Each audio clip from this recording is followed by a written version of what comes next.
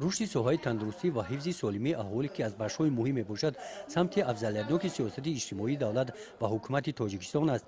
این نکته در پیام سالانه پرزیدنت جمهوری تاجیکستان قید گردیده در دایره تطبیق دستور و هدایت‌های رهبر دولت کارمندان مؤسسه دولتی کمک اولیه طبی سنتری ناحیه واسع در همبستگی با مرکز تشکل طرز حیات سالم با مقصد معرفت‌ناک نمودن اهالی در بلند برداشتن سطح آگاهی آنها باید بیماری‌های سیرویتی و راه‌های پیشگیری آنها و از معاینه طبی گذراندن اهالی در شهرک و دهات‌جای‌ها نقشه چاره‌بینی‌ها را برآورده ماندند.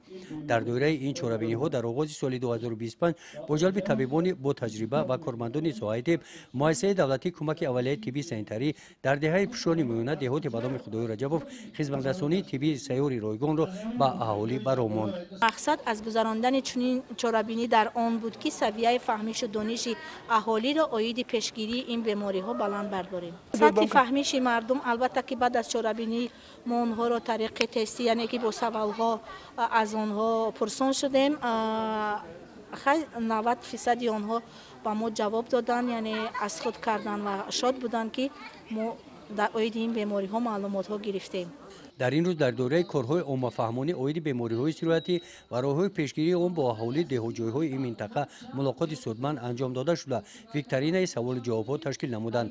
رفت چاره‌بینی نشان داد که ساکنان عاید بیماری‌های سیرویتی و راه‌های پیشگیری آن اطلاع خوب دارند.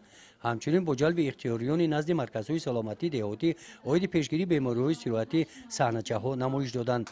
در جمع‌بندی چاره‌بینی از نام تشکیل کنندگان چاره‌بینی معرفتی اشتراکچیان فعال با تحفه‌های مالی قدر کرده شدند. در این روز در ادامه چاره‌بینی برای گذشتن ساکنان از معاینه طبی در مرکز سلامتی دهاتی همه شرایط‌ها را مهیا کردند. گزارش خواجه نظریف خدای نظر ظهوروف از ناحیه واسع برای برنامه اطلاعاتی نوید